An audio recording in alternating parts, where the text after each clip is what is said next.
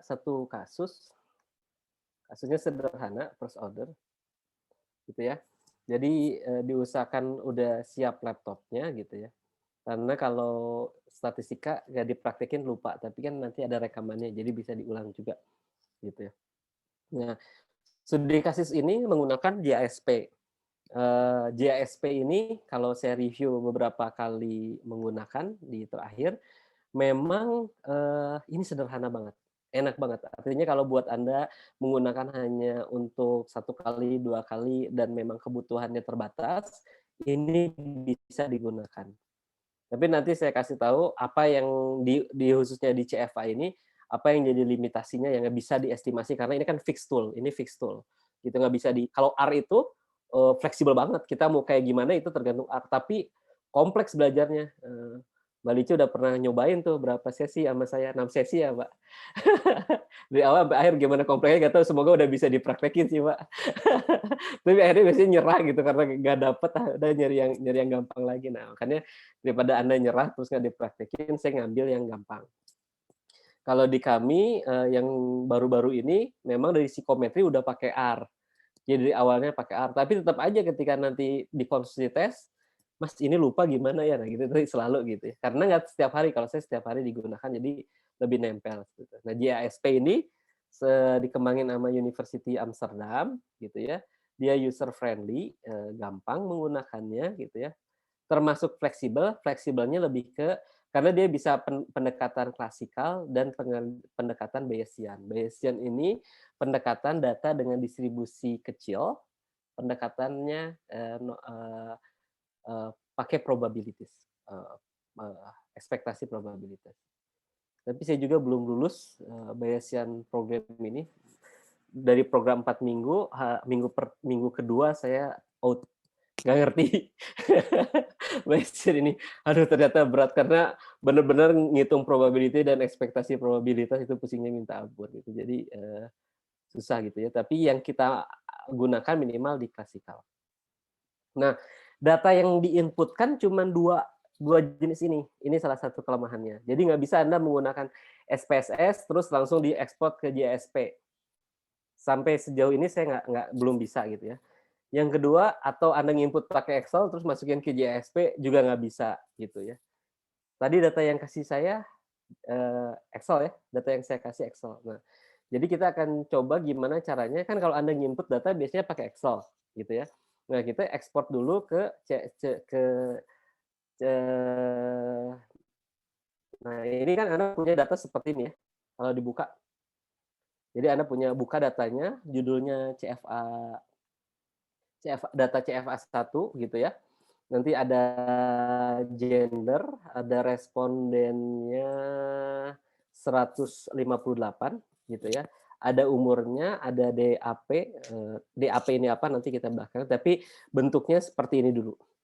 Excel. Nah, caranya untuk Anda bisa nanti diekspor ke JASP, maka Anda save as dulu gitu ya.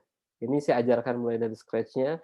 Data yang sudah Anda punya, nanti di save as, nanti ganti di sininya, mengganti menjadi CSV. Nah, jadi Anda pastikan data yang udah masuk, misalnya saya kasih nama beda, boleh 1_UI gitu ya. Nah, jadi sehingga ini datanya nanti dalam bentuk CSV. Lalu Anda save. Udah nanti Anda punya warning seperti ini, anggap biarin aja. Seperti itu, nggak usah diapa-apakan lagi. Nah, jadi pertama dia hanya bentuk JSP atau CSV. Karena Anda belum pernah menggunakan JSP, jadi misalnya nggak ada datanya, maka langsung pakai CSV. Nah, tapi saya juga so tahu, ada yang pernah pakai pasti kan JSP? Ada? Ada, Pak. Nah, Rangga udah pakai. Siapa lagi yang udah pernah pakai? Nyobain kemarin udah. Udah. Gampang ya? Lebih gampang daripada SPSS loh. Oke. Lebih gampang daripada Nah, kita coba kasus satu. Kasus ini diambil dari questionnaire deep approach dari Biggs, Hemar dan Lung tahun 2001. Terdiri dari 7 item gitu ya. Nah, itemnya diisi oleh 158 orang. pilihannya dari 1 adalah never sampai 4 always. Jadi ini memang dari kuesioner yang bentuknya umum sekali Anda gunakan. Nah, ini contoh itemnya. Jadi I find that my school work can make me feel feel really satisfied dan sebagainya. Jadi ini item-item untuk ngelihat deep approach gitu ya. Bagaimana seorang belajar menggunakan deep approach. Deep approach itu jadi membuat lingkungan belajar itu menyenangkan gitu. Dan dia menilai satu mata pelajaran gitu.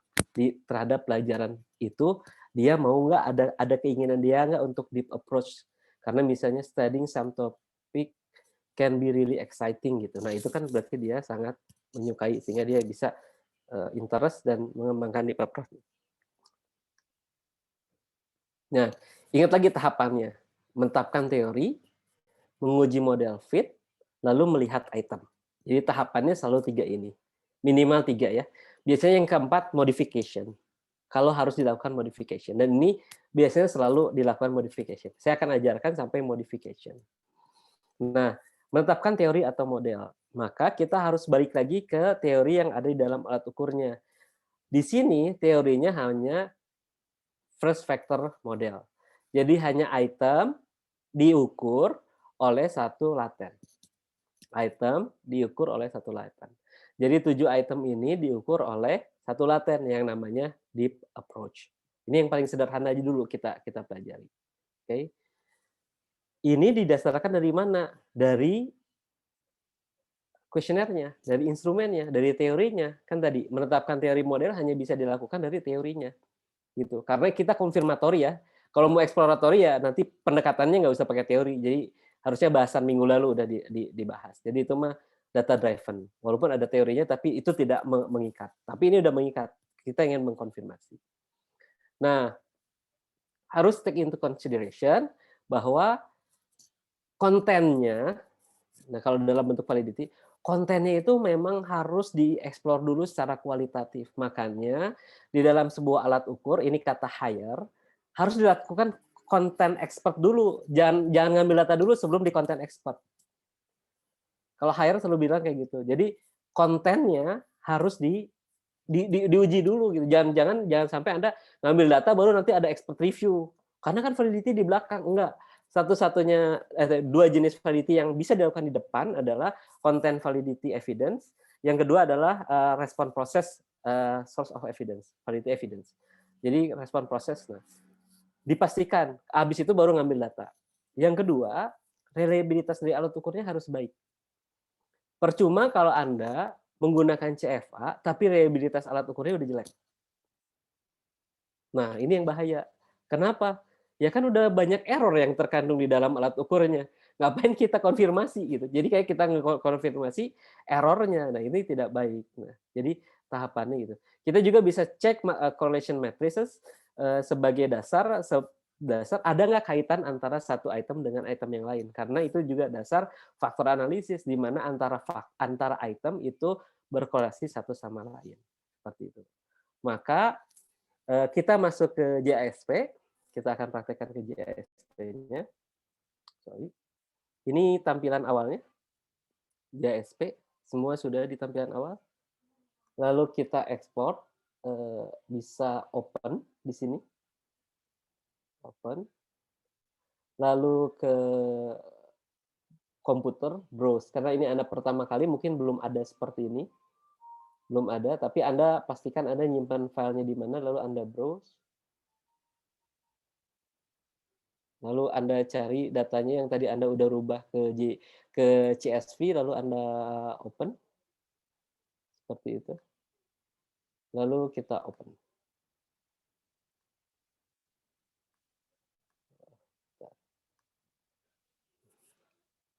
Nah, nanti dapat datanya seperti ini.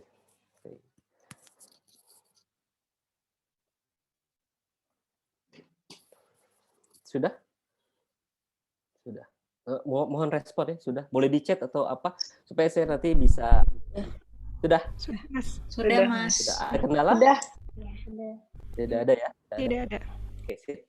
Nah, Setelah itu kita harus perhatikan dulu sebelum kita muter-muter ngapain di JASP, kita perhatikan dulu. Di bagian atas ini adalah semua analisis, kalau di SPS dulu analyze gitu ya, analyze gitu. Ke apa? Nah, ini langsung ada t-test, deskriptif, ini adalah sini. Di sini kalau di SPSS disebut dengan variabel gitu ya, data gitu ya. Kalau mau gender, saya mau ganti labelnya di sini. Jadi pencet di sininya laki-laki, misalnya ini perempuan. Ini contoh ngeganti label. Ganti label. Oke, udah selesai. Nah, udah berubah. Itu ganti labelnya. Lebih sederhana sebenarnya untuk apa? Untuk bagian label ini. Tapi nggak sederhana kalau Anda punya banyak variabel ngisinya kayak gini. Karena Anda harus isi satu-satu. Nah, itu yang satu kelemahan JSP pas saya pakai. Yang pertama itu. Nah, yang kedua harus aware dengan bentuk. Sama ini dengan SPSS. Ini berarti datanya bentuknya apa ini? Nominal, skalanya apa nih? Skala apa? Nominal, ordinal, atau interval? Ordinal, Pak. Nah, Yang gender nominal. Nominal. Gender kalau jadi jadi ordinal, nanti perempuan di sini pada marah, enggak? Kita tuh minoritas, jadi harus nyari aman, gitu ya. Nah, yang ini berarti ordinal, ya, order. Nah, kalau umur kan kita interval ya, berarti kita pindahin dulu ke scale. Satu, pindahin ke scale. Habis itu yang ini data yang akan kita lakukan faktor analisis. Nah, secara teori dan kalau Anda nanti menggunakan Listra sekalipun, datanya harus continuous. Yang bisa datanya secara ordinal itu cuman M+ dan R. Jadi kalau memang mau memperlakukan datanya sebagai ordinal, itu cuman M+ dan R. Jadi nanti korelasinya bukan Pearson, tapi theta-Holic correlation. Di sini nggak ada. Jadi kita akan memperlakukan datanya secara interval. Karena hasilnya sebenarnya nggak berbeda jauh. Hasilnya nggak berbeda jauh. Nah, kita rubah ini satu-satu dulu menjadi scale. Jadi kalau ada 100 ya siapin beberapa waktu Anda untuk merubah datanya ini menjadi scale 1/1. Hanya ketika struktur equation model. Kalau yang lain masih mungkin dilakukan seperti kayak misalnya deskriptif masih bisa Anda mau masukin apa dan sebagainya. Oke.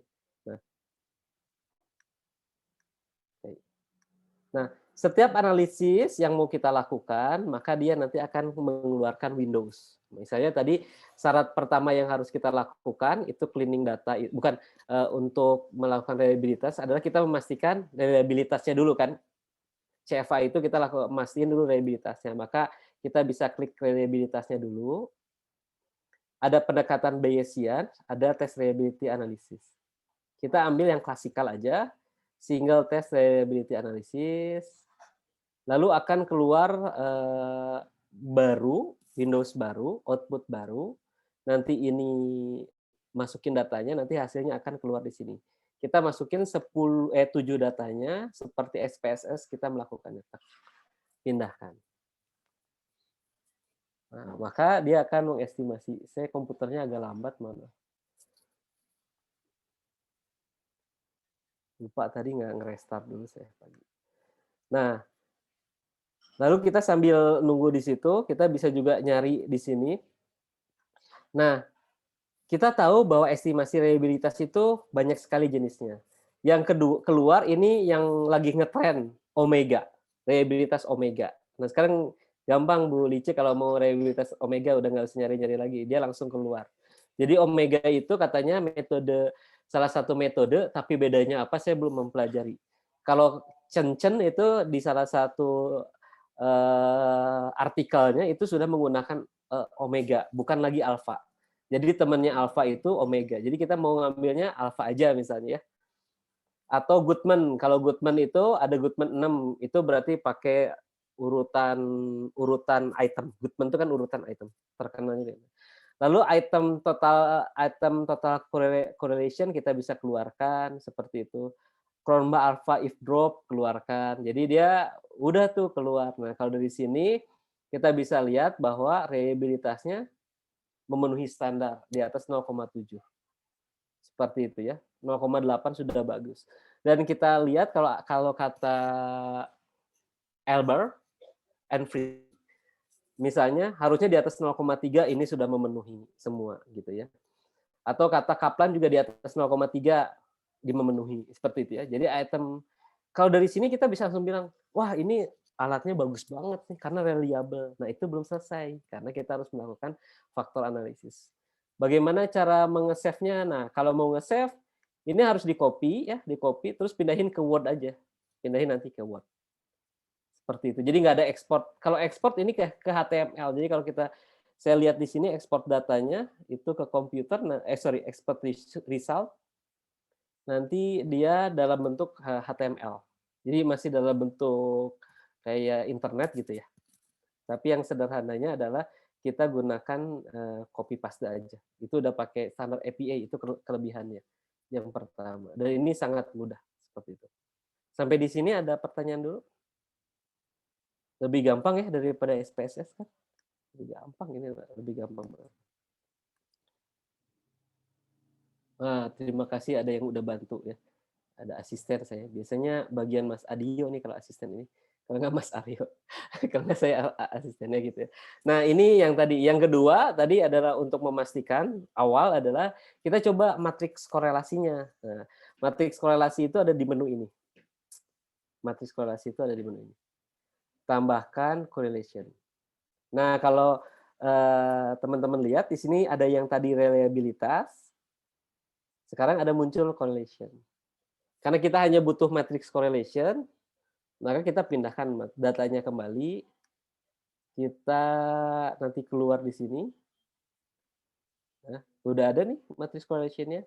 Mau pakai Spearman, Pearson, atau Kendall, kita pakai Pearson karena kita asumsikan bahwa datanya interval. Lalu kita kasih bendera, flag misalnya, yang signifikan dan sebagainya, itu sudah keluar. Kalau mau tambah ribet kasih confidence interval tambah panjang gitu, tapi buat apa gitu ya, nggak usah lah kita gunakan seperti itu. Oh iya, satu hal yang paling bagus menurut saya, ini saya jadi kayak YouTuber ngebahas di ASP. Nah ini yang keren ini ada reverse item. Kalau di SPSS kita harus nge-reverse dulu. Kalau ini nggak usah untuk reliabilitas, tapi kalau buat sananya ya tetap harus di reverse karena nggak ada menunya. Jadi di reliabilitas dia ada menu reverse. Ini yang menurut saya keren di JASP. Gitu ya. Correlation terpenuhi, kita lihat kalau dari matriks korelasi di sini setiap item ada kaitan dan itu yang memang kita inginkan. Kalau ada item yang tidak ada kaitan nanti pasti dia akan jelek gitu. Karena dasarnya faktor analisis ingat itu korelasional. Korelasional. Oke, sampai di sini gitu. Nah, ada lagi di correlation selesai ya. Jadi dua hal yang di sini, reliability, correlation matrix sudah terpenuhi, kita sudah punya, sudah terlihat reliabilitasnya bagus, lalu correlation matrixnya ada kaitan dari setiap item, itu sudah cukup. Nah, baru kita masuk ke pengujian model teori.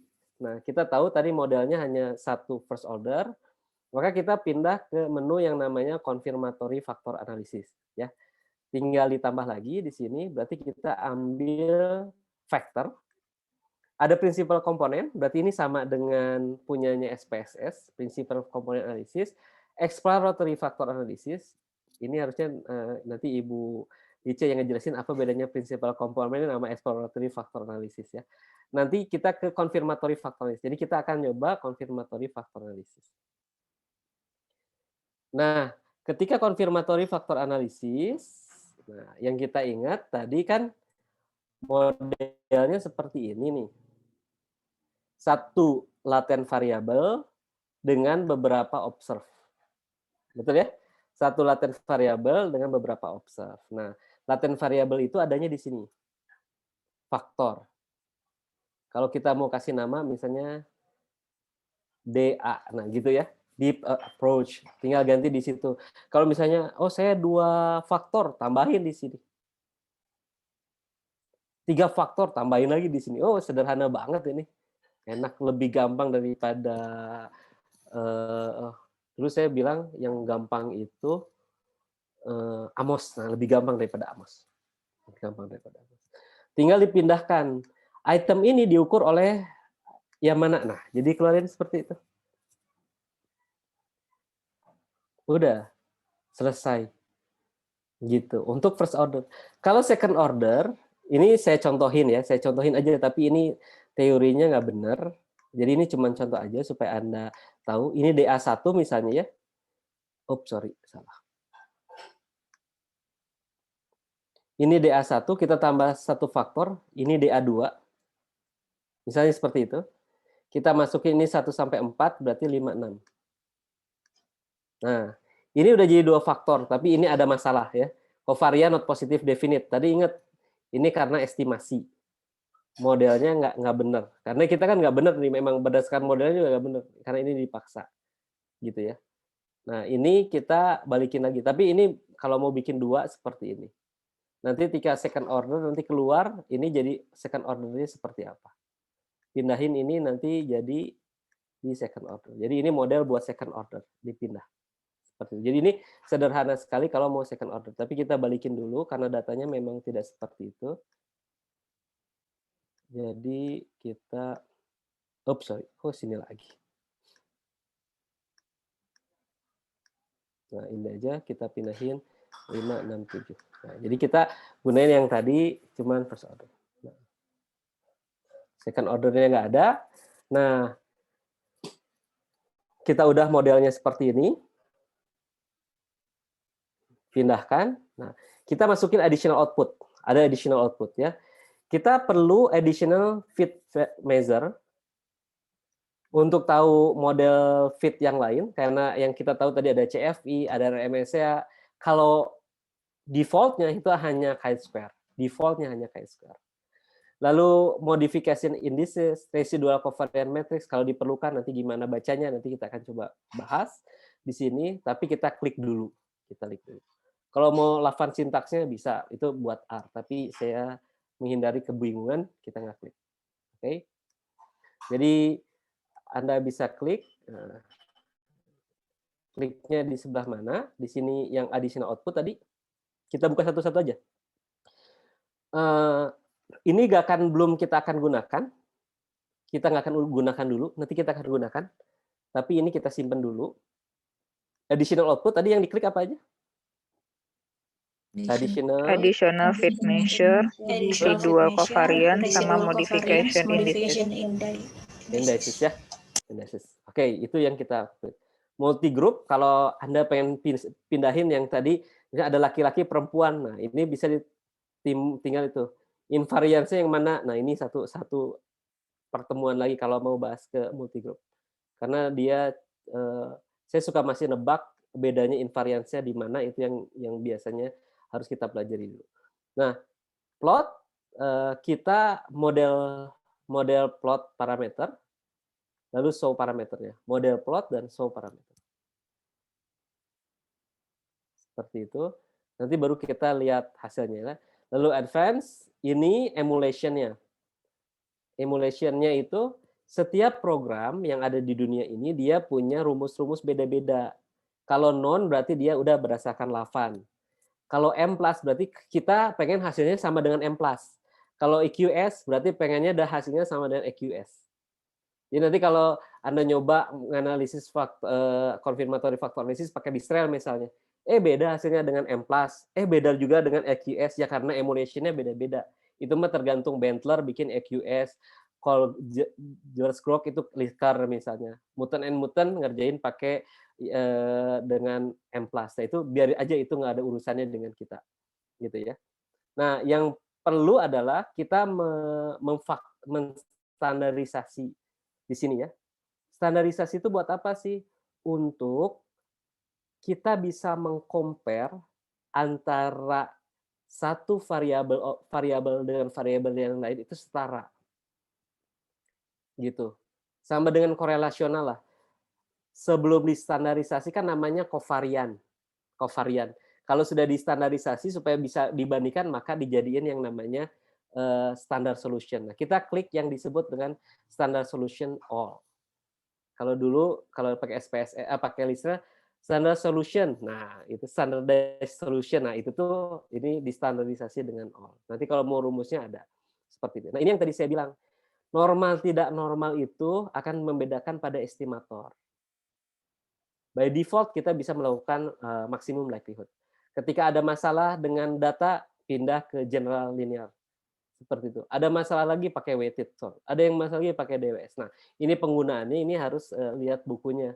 Dan itu berdasarkan misalnya Malhanobis dan sebagainya. Oke ya. Itu yang diklik hanya di bagian all. Sudah, sekarang kita akan baca hasilnya di sebelah kiri.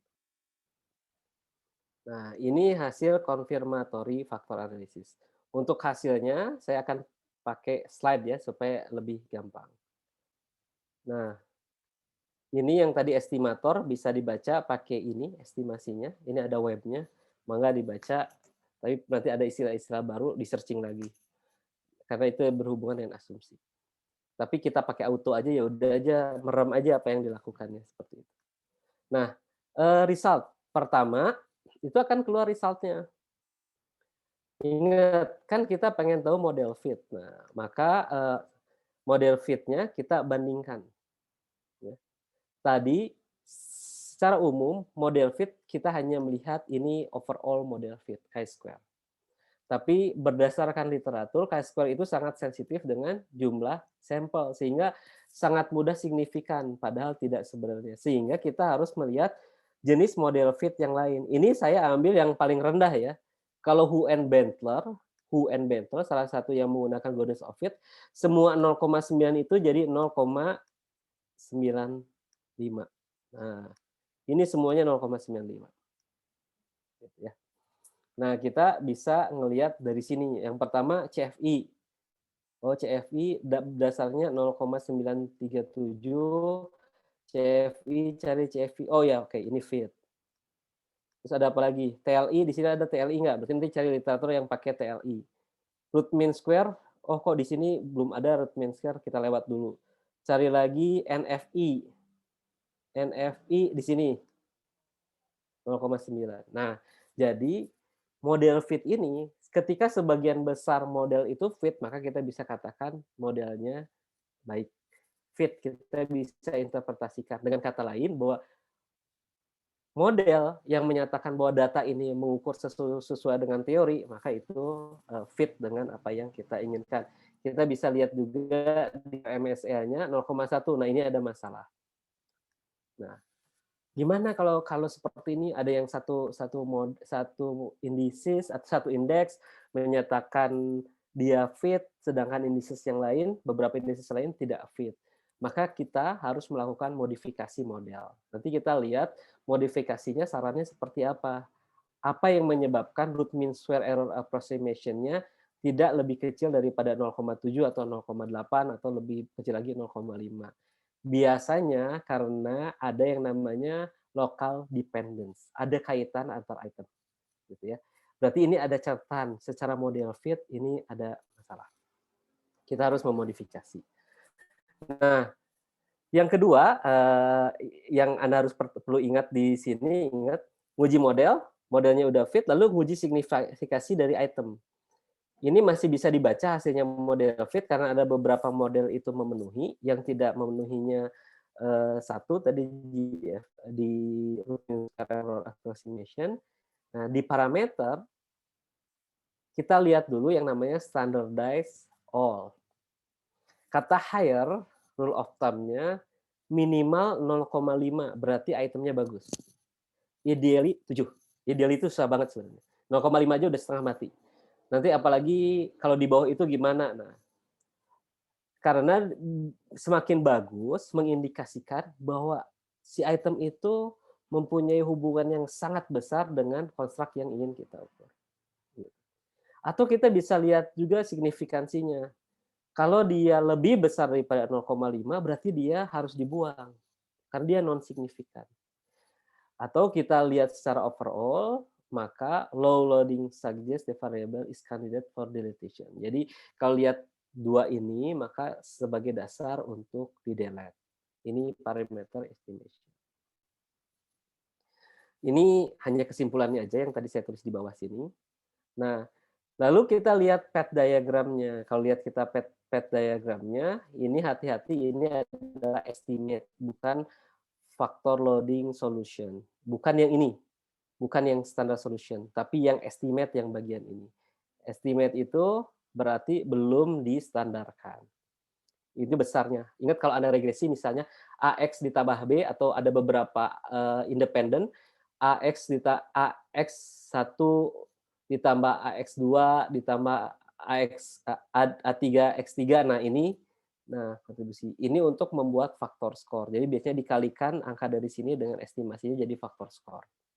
Nah, sedangkan yang tadi ini adalah untuk melihat mana setelah distandardisasikan mana faktor yang paling besar kontribusinya, oh ternyata item 5 dan item berikutnya adalah item 4. Nah, itu bisa dilihat dari situ. Tidak bisa dilihat dari estimasi. Nah, ini salah satu kelemahan dari GISP. Kita tidak bisa memilih ininya pengen standardized solution. Sampai saat ini saya nggak tahu gitu. Nanti mungkin ada yang barunya sudah keluar. Gitu. Nah, tadi kan di dalam setiap pengukuran ada yang namanya error. Ada yang namanya error. Nah, tadi kita sudah bahas di awal, semakin besar error, maka semakin kecil faktor loadingnya. Jadi faktor yang relasi dengan latent variabelnya semakin kecil. Kalau standard solution kita kuadratkan, tadi coba diklik R square-nya di bagian sini, ada R square, ini diklik supaya langsung keluar. Gitu ya. Ini keluar. Nah, maka akan keluar yang namanya R square. R square ini dapat dari mana sih? Nah, coba aja kalau mau iseng 0,652 dikuadratkan. Nah, itu kan kalau kita bicara tentang R square, kalau di correlation, berapa besar kontribusi dari item tersebut terhadap total, gitu ya. Berarti ini 42,5%. Dan residual adalah 1 dikurangi dengan R square. Jadi ini adalah 1 dikurangi 0,425. Jadi 0,575. Ini menggambarkan besarnya error. Ini menggambarkan besarnya error. Seperti kita lihat, semakin kecil square-nya, semakin besar errornya. Tapi ini nggak dipertimbangkan apa-apa, kecuali kita lihat bagian sini. Di sini, confirmatory factor analysis menyatakan bahwa ada residual covariance. Residual covariance itu apa sih? Dia bilang residual covariance antara item 3 dengan item 5 itu harusnya dikaitkan.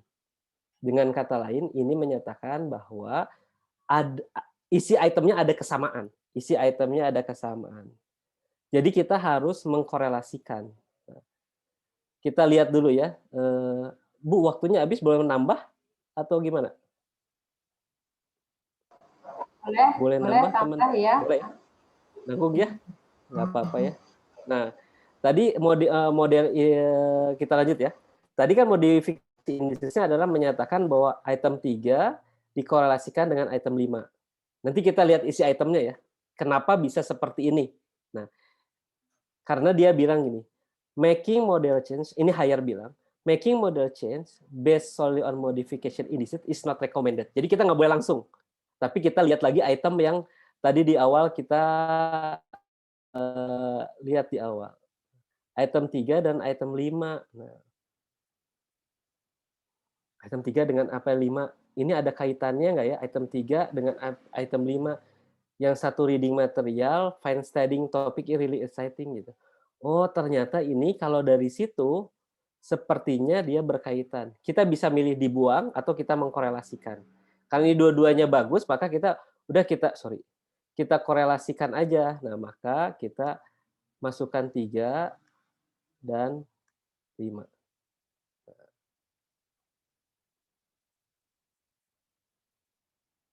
Nah, kita lihat nih, berubah kan?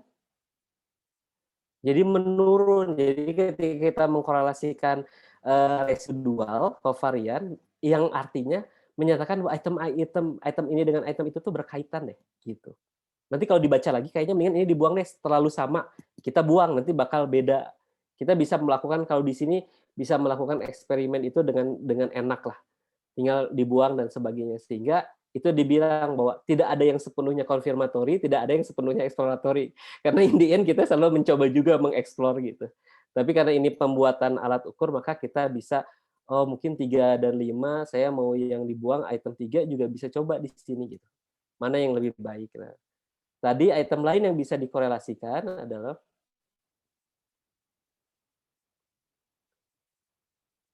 item 3 dan item 3 dan item 6. Jadi kita bisa juga korelasikan di sini item 3 dan item 6. Nah, kalau kita lihat di sini tambah turun lagi. Nah, lalu kita lihat modifikasi indicesnya ada saran lagi. Masih ada tapi Nah, ini masih ada tapi kita lihat modelnya udah fit sudah. Nah, tapi kalau kita lihat ada kemungkinan masalahnya adalah di item 3. Lalu kita baca lagi apa yang terjadi kalau ininya tidak dimasukkan tapi saya buang item 3 karena item 3 itu terlalu berkaitan dengan variabel lain. Maka saya buang item 3. Kita lihat lagi model fit-nya. Langsung modelnya fit. Ini jadi kunci bahwa ada masalah dengan item 3. Ini langsung fit, nggak ada varian yang dihubungkan. Ya, langsung di sininya root mean square yang tadi bermasalah itu langsung fit. Nah, di situ jadi kita udah fit nih. Oke, itemnya ternyata bukan 7 tapi 6. Ini 6 item yang mengukur tentang deep approach. Gitu. Jadi tinggal dicek lagi ke reliability analysis, kita kurangi itemnya, apakah masih memenuhi reliabilitasnya. Kita lihat masih aman 0,8 gitu ya, 0,8 masih bagus. Lebih rendah nggak apa-apa karena jumlah item berkurang, reliabilitas pasti turun. Tapi masih acceptable. Jadi kita bisa ngelihat dari beberapa hal ini sudah menjadi lebih baik faktor resistnya. Oke. Bagian yang ini sebentar, nanti boleh pertanyaan. Reporting, apa sih yang harus di-report? Nah, kalau mau baca lengkapnya, ada jurnalnya, saya sudah lampirkan, gitu. Jadi bisa dibaca. Itu review, meta-analisis. Jadi udah melihat beberapa publikasi. Pertanyaan pertama adalah aplikasi apa yang digunakan dan siapa sampelnya. Ini contoh saya ambil langsung dari literatur ini, misalnya mutant and mutant use SAM. Misalnya, kalau kita use JASP seperti itu to perform CFA based berapa 158 student misalnya di mana gitu. Ini paragraf pertama. Kalimat pertama. Kalimat yang kedua, kuesionernya pakai apa? Tapi biasanya kuesioner ini nggak ditulis lagi karena biasanya udah ada di bagian metodologi di part 2 metodologi. Lalu correlation table ditampilkan, lalu model yang dihipotesiskan kita hanya one factor model gitu ya, bukan two factor model. Lalu ditampilkan hasilnya seperti ini. Lalu model fit-nya seperti apa? Terus standardized parameter estimasinya seperti apa? Ditampilkan juga seperti ini di jurnalnya. Lalu kalau mau ini normality di awal gitu ya. Ini di awal silakan bisa ada yang outlier enggak, ada yang dibuang atau enggak. Nah, ini harusnya di bagian awal mungkin hanya saran aja. Biasanya dimulai dengan assumption of multivariate analysis. Ada beberapa itu bisa ditelaah. Nah, jadi itu yang sebenarnya di-report dalam itu. Ini mah boleh Ibu gunakan atau tidak. Ini ada beberapa model yang saya soal nomor 2 gitu ya. Kalau mau nyoba. Sampai di sini ada pertanyaan dulu. Secara materi agak buru-buru di belakang, tapi sepertinya semuanya ada di slide saya. Seperti itu. Oh, ada pertanyaan. Pak. Kalau plotnya error harus diapain? Error ya? Coba di restart, ulangi lagi. Karena nggak ada yang harus diapa-apain, cuma mindah-mindahin doang kalau ini.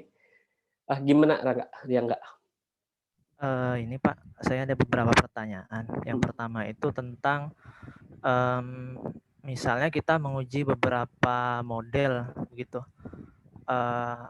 Let's say misalnya kita uji satu model first order, yang kedua second order, atau yang ketiga juga misalnya model multidimensionalnya. Panduan kita untuk membandingkan model mana yang paling sesuai, apakah bisa langsung dari goodness of fit dari masing-masing model yang kita uji, ataukah perlu dilakukan uji khusus gitu untuk membandingkan antara model ini gitu. Jadi selain dari CFA-nya itu sendiri. Itu pertanyaan saya yang pertama. Yang kedua, itu saya mau tanya tentang modification indices tadi, Pak.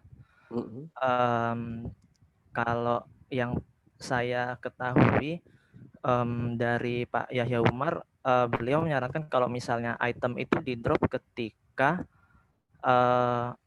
dia sudah error-nya itu berkorelasi dengan item-item lain. Ya, local dependent. Iya, local dependent 3 di atas 3 atau 3 itu kalau saya tidak salah ingat tuh. Jadi kalau menurut pendapat Bapak, apakah perlu menunggu sampai sebanyak itu local dependensinya, atau ya kita cross check lagi ke teorinya gitu. Jadi kalau misalnya rasanya 1 atau 2 sudah cukup problematik, ke goodness of fit-nya bisa langsung kita di drop. Terus yang terakhir Pak, saya mau tanya tentang teknis kita melakukan uji multivariate normality untuk sebelum melakukan CFA ini, karena kan untuk beberapa estimator kan kita harus memenuhi asumsi multivariate normality, misalnya kalau di maximum likelihood seperti itu. Mohon pencerahannya Pak, terima kasih. Oke, saya jawab pertanyaan yang terakhir dulu. Multivariate normality ada di sini. Udah ada tuh, tinggal dicek. Tuh keluar, nggak normal. Kalau pakai ini langsung keluar tuh multivariate normality. Asumsi cek multivariate normality. Kalau mau pakai model, ini yang tadi pakai GLS misalnya. Ordinary, gitu. Tapi pada saat itu otomatis sebenarnya, ini masih debatable tentang multivariate normality. Karena pada kenyataannya, skala pengukuran psikologi itu jarang normal. Jarang, sedikit yang normal. Anda bisa uji lah. Gitu. Makanya biasanya asumsinya diperbanyak itemnya. Dengan central limit teorema, maka semakin besar responden, semakin besar kemungkinan bahwa datanya normal.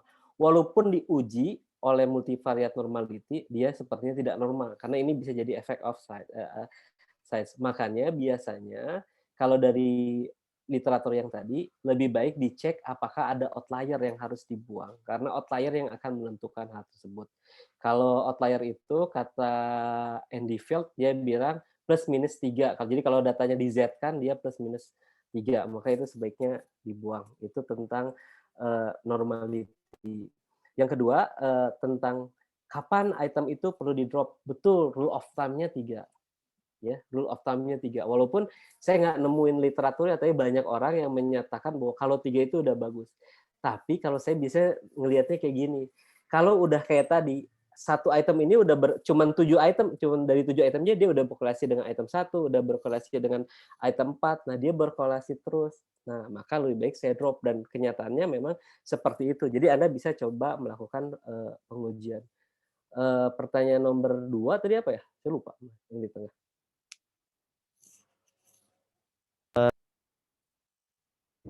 Apa? Pertanyaan nomor 1 yang tentang bila misalnya kita menguji beberapa model sekaligus. Oke. Gitu. Model sekaligus itu saya lagi nyari jurnalnya ya. Nanti kalau saya temuin, saya kembali saya kirim ke Ibu Ice, ada jurnalnya. Yang pertama bisa dilihat, jadi banyak sekali penelitian yang melakukan uji betul. Jadi misalnya one factor correlate, artikel saya yang lagi publish itu one factor, lalu second order. Nah, Biasanya cari yang pertama adalah goodness of fit yang paling baik. Yang kedua, lihat AIC-nya yang paling rendah. Jadi nilai AIC, tadi ada AIC, icon, itu salah satu indikator yang paling baik. Seperti itu. Nanti kalau ada saya satu contoh literatur di salah satu publikasi saya yang membandingkan beberapa model. Lalu dia cari kalau di pendekatannya dia cari yang goodness of fit ketika tanpa modifikasi itu yang paling baik. Tanpa modifikasi ya, kalau pakai modifikasi ya semua bisa jadi tambah baik. Tapi ketika sebelum modifikasi itu yang baik. Begitu, Rangga. Yang lain ada lagi?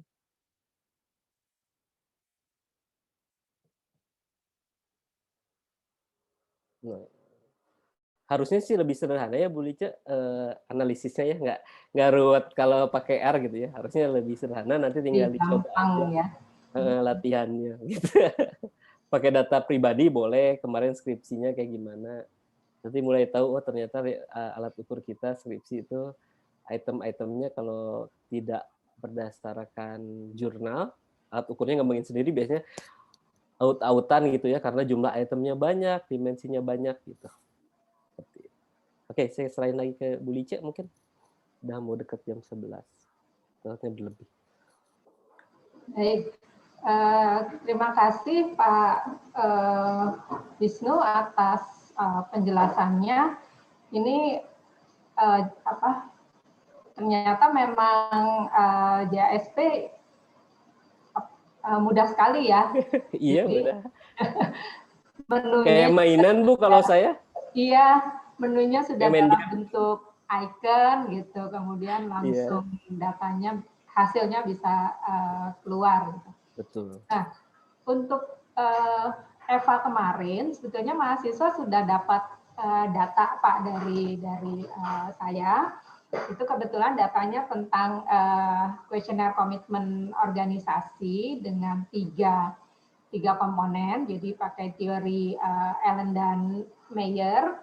Nah, kemarin ketika Eva memang ditemukan ternyata ada beberapa item yang sebetulnya dari komponen berbeda itu mengumpul di satu faktor. Ya, nah, itu saya bilang nanti dicoba kalau dengan CFA seperti apa, dan berarti juga sudah bisa langsung menggunakan second order Pak, karena ada dimensi dan kemudian ada laten faktornya, laten variabelnya. Betul. Jadi memang kalau pakai FA itu nanti balik lagi respondennya akan sangat menentukan. Ya, betul. Jadi itulah kalau pakai prinsipal komponen ya. Jadi sebenarnya kalau pakai itu namanya prinsipal komponen kalau pakai SPSS.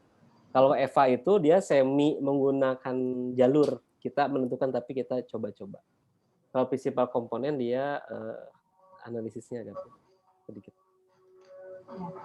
Okay. Nah, mengapa Mas Wisnu ini diundang untuk khusus membahas CFA dan juga nanti model struktural, khususnya kalau yang CFA karena tugas konstruksi alat ukur, jadi di semester yang sama nih mereka mahasiswanya ada tugas konstruksi alat ukur itu sudah harus pakai CFA. Memang itu udah jadi syarat minimal. Syarat, ya. Iya betul. Nah, kemarin lebih gampang ya Bu ya, karena kalau pakai listnya juga susah sebenarnya ya. Pakai M+ sebenarnya yang sederhana, gampang. Tapi enggak, karena sintaks base. Kemarin memang pertanyaannya ketika di KAUP yang banyak adalah, jadi berapa sih jumlah item yang harus dibuat untuk mewakili satu dimensi? Ya minimal 4 kalau kata CFA. Jadi kalau berdasarkan perhitungan tadi ya Pak ya, jadi rumusnya 4. Terjawab ya teman-teman semua ya. Mungkin Mas Wisnu mau lihat wajah-wajahnya nih, barangkali ada yang dikenal yang dari Unpad selain Hasna. Boleh dibuka sebentar videonya? Ada 2 orang tadi yang daftar Mas, saya muridnya gitu. Ada 50. Ada Yuri. 3. Siapa lagi ya? Saya juga tahu juga sih. Ada lagi siapa? Hasna Ada ya. lagi yang dari Unpad? Nggak ada kayaknya. Cuma Hasna ya? Ada Yuri. Hasna, Yori, sama Afia, Mas. Oh, ada Yori nih Pak, ada Hafia. Oh iya, Afia ya. Mhm. Oh iya, betul. Ya, semoga Ada sukses di permohonan UI. maaf dari Mbak Alin, Mas Wisnu, karena harus mengajar kelas pengganti, jadi tidak bisa Nggak hadir masalah. hari ini. Siap, Bu. Semoga membantu ya apa yang di-share. Nanti berarti tanggal 13 ya kita Ya, SEM. sampai di sini ada yang mau Oke. ditanya sebelum kita akhiri kuliah, para mahasiswa?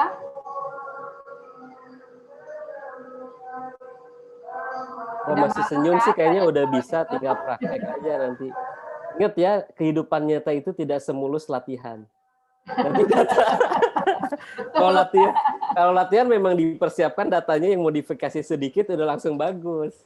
Kalau pada kehidupan nyata, gitu. Jangan kaget. Bisa begadang ya Pak Wisnu ya.